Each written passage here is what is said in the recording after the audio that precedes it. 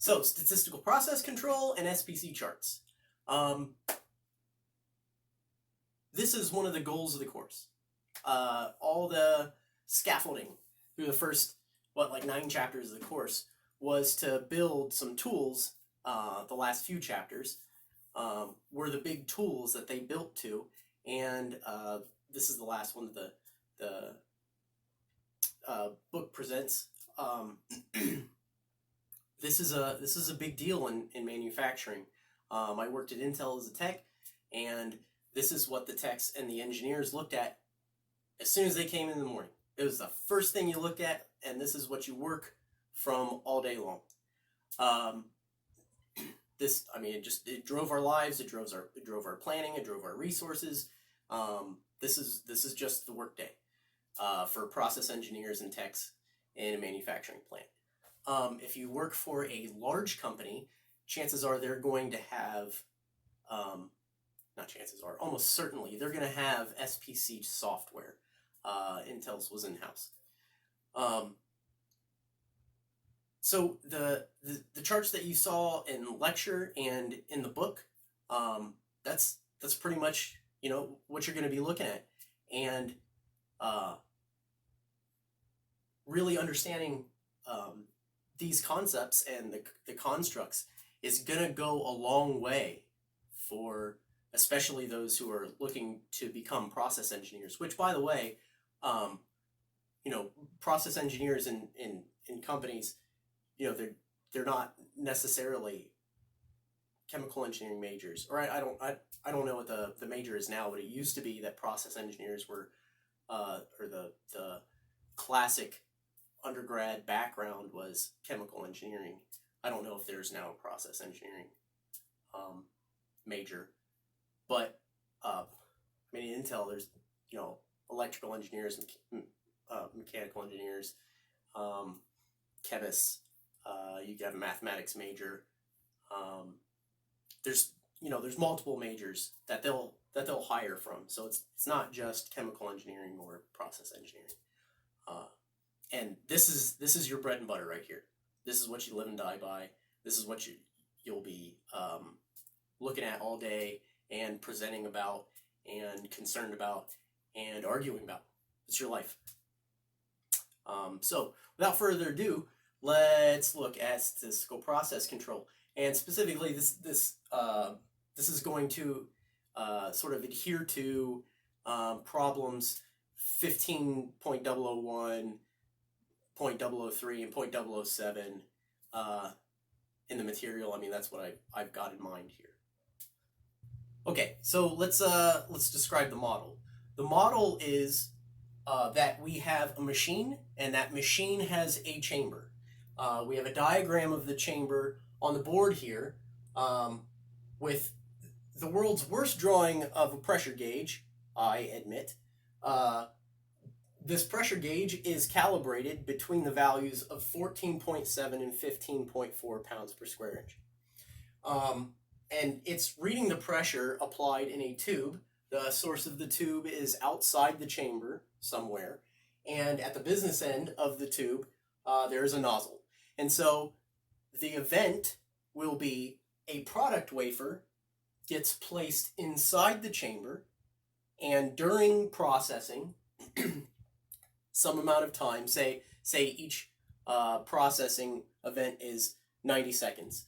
A gas will be applied and sprayed on the wafer, during which that processing time will take 3 samples of the pressure being applied. Right? Gas is being applied during the entire processing time, but we're going to take a reading 3 times. Okay, yeah, so that's the model. That's a single event. Okay, so the previous night, that one of your tools had samples taken, and you go to the SPC chart for its performance, and you see that the SPC chart has taken samples from the previous 7 events. the seventh event being last night's. Okay, so we have those up here.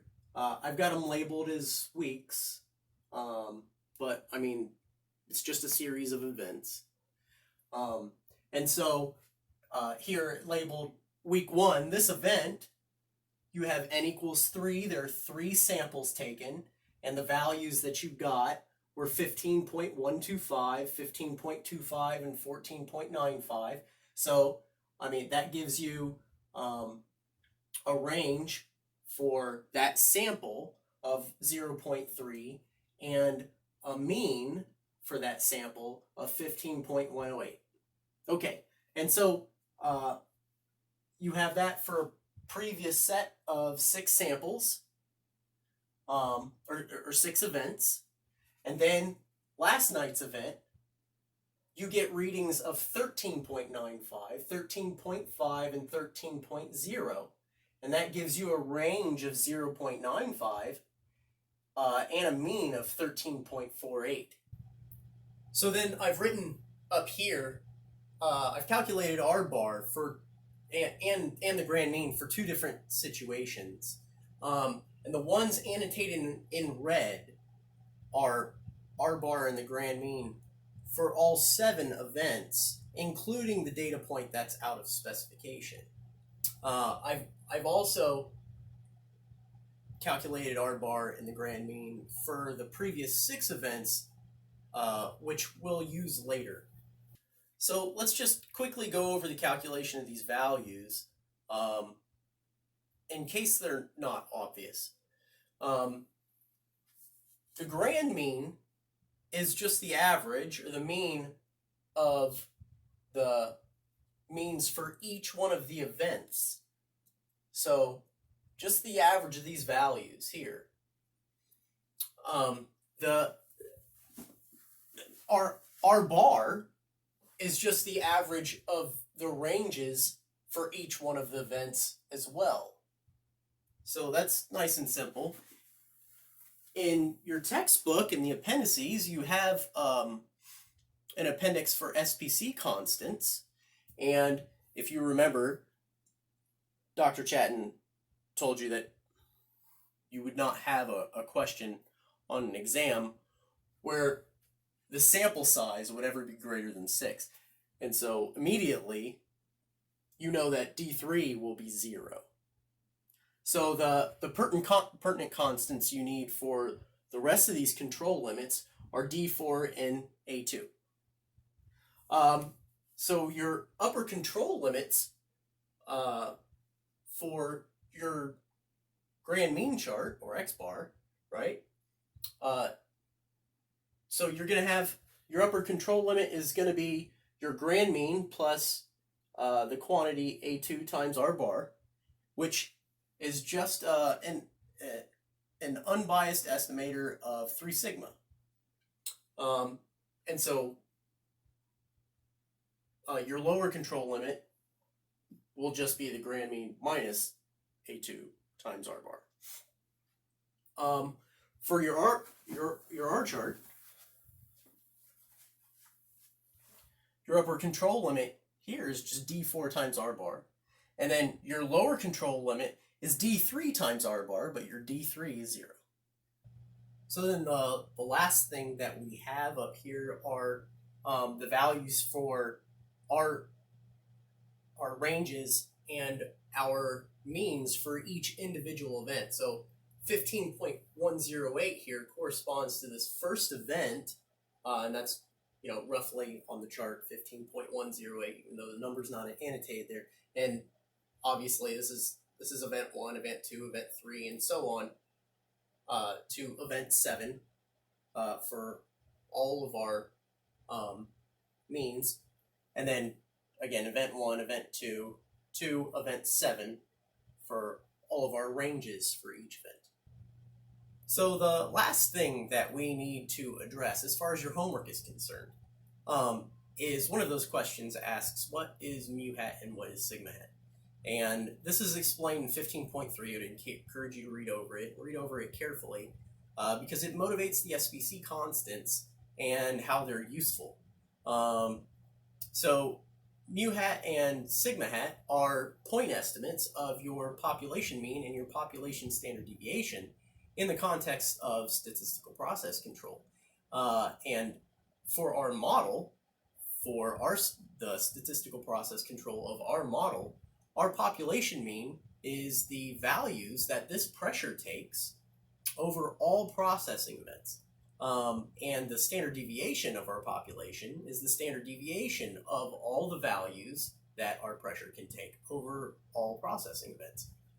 And so the book explains that a point estimate of our population mean, i.e. mu hat, can be quantified by the grand mean. So we already went over the calculation for the grand mean. And then sigma hat, point estimate of our population standard deviation, can be quantified by R bar over D2. And D2 you just get out of your SVC constant sheet. Again, I would encourage you to read that part of the chapter. It'll motivate the SVC constants and show you where they come from. Finally, the last thing I'd like to do is talk about how this tool is actually used in practice, why it's useful, why do you care? So statistical process control, what it does for you is it allows you to detect evidence for whether or not a system that you're monitoring has changed and how much it's changed, and thereby provide an argument or a set of values by which to measure whether or not you should interrupt the system in order to adjust those parameters. Naturally, within any system, you're going to have variation, and that's what this whole course has studied. And just because you perhaps want this pressure, or you set this pressure at the valve, at some pressure regulating valve, to be, 15.09 pounds per square inch. When you take those readings, you're not going to get 15.09 pounds per square inch. Depending on the calibration of your gauge and lots and lots of different parameters of your system, you're going to get natural variation. You want to be able to tell whether or not there has been introduced into the system some source of systematic variation or an assignable cause to some additional variation that was not previously there. I just want to point out something that might be a bit subtle, and that's the difference between absolute allowable limits for a parameter's values and the control limits that are plotted on an SPC chart. Let's say that, I'm going to go with our analogy here. You have say a semiconductor factory floor, and you have a research and development department.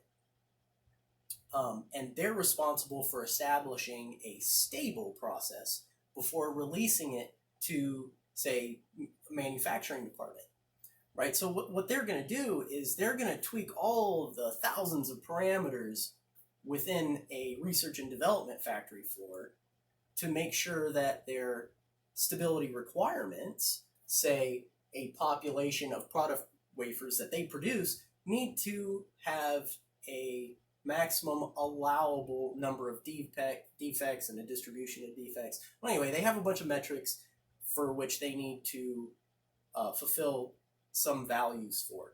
And that defines the stability of that research and development factory floor, or that process factory floor. And let's say that they were able to attain their requirements for a stable process, and one of those parameters, one of the thousands of parameters on the factory floor, was this machine's pressure needed to be, say, between 14.8 and 15.3 pounds per square inch, right?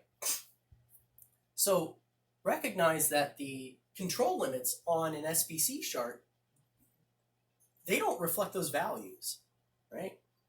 The scientists were able to attain a stable factory with, one of those parameters, being your pressure, and it needed to be between those values.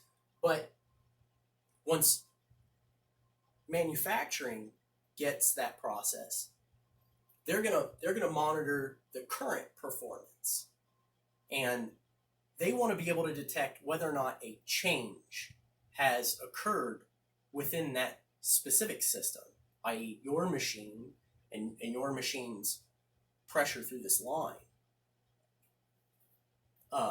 And the way that you do that is you establish some previous number of events, and then you calculate control limits, and you identify a number of events that you consider stable.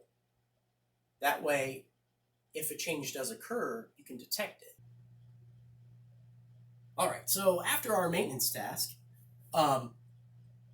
we have taken samples from 3 new events in order to judge whether or not our machine's performance is stable as compared to previous time series in which we decided that the machine was stable. And so we get our samples, we calculate our ranges, and we calculate our new means, we calculate a new R bar, and we calculate a new grand mean. And so we go ahead and plot those, and what we see here is that our new R bar is significantly lower than our original R bar, and that's significant because R bar is an estimator or correlates to standard deviation, and so we've got less variation in the system. In addition, our control limits are tighter, so this suggests that maybe we're more stable than we were previous to whatever event occurred. Let's see if that's reflected in the new grand mean chart. So in the grand mean chart, we have a new center line, but that center line is greater than the previous center line. Does that matter? Well, the center line represents the most likely pressure that is actually occurring in that line. And so as long as the pressure that's in that line is within some absolute limits for the system, then I don't really care what this pressure is. As long as we're operating within requirements for the system. Okay, so a little higher center line pressure, or a little higher pressure in that line, not a big deal, but what do our control limits look like? Because our control limits are really what tell us whether or not or give us an estimate for how stable we are compared to previously. And so our control limits are tighter here. So this suggests that maybe we're actually operating in a more stable state now. And maybe back here, if we had taken more data farther back in time, we might have noticed that maybe there's some evidence that there's a little systematic variation in the system. Even though these are within acceptable limits, it wasn't bad enough for us to take the tool down or take the machine down, because maybe taking the machine down costs, $1 million an hour, right? And so we didn't have evidence here strong enough for systematic variation that warranted costing production time and therefore money. But at this point, we definitely had evidence that it was worth taking the machine down and investigating. And now that our limits are tighter after fixing that one problem, that suggests that maybe we fixed a problem that had been gradually occurring here, and it finally, something happened that some type of maybe catastrophic failure where the problem just got way worse. and we found it and we fixed it. Of course, I made up these numbers, and to some extent they're they're conveniently arranged, but this is really what it looks like. Of course, results are not nearly this satisfying usually. They're not usually so effective at pointing to one problem. In reality, usually you have a multitude of issues. Two machines are not the same, even though they're designed to be exactly the same. One tube is going to be slightly different than another tube in any two machines, and so these charts don't look the same between machines. And so really, that's the point of these charts, is to be able to judge stability. And even though there might be even small sources of systematic variation in the system, you've got to be able to determine or make a reasonable argument for whether or not it's worth the downtime, the cost in downtime for the factory or your system, in order to chase down a problem. And how do you define what that limit is in order to necessitate taking that machine down? Or do you just let it run, since maybe defects on the wafers downstream are still within tolerance? Maybe they're a little higher than normal, and that's not good. Maybe eventually you want to chase that down during a convenient downtime. Maybe the machines are going to go down later, or the factory's going to have some downtime later, and you can address it then when it's not really going to effectively cost you money. But if you establish some set of rules, like the Waco rules, that define when you have a minimum amount of probability in the data that say that your stability of your system has changed, and thus probably the state of your system has changed, then you can make an argument with an agreed upon framework with management to say, hey, in order to prevent negative values for the metrics that you're responsible for in the overall factory, it's going to cost the factory money, I need budgeted some additional downtime that's going to cost us some money in order to chase down this problem that our set of rules state that we probably have. There's enough evidence for me to say, hey, we've got a problem and I need some downtime. Okay, so I hope that helps. Thanks.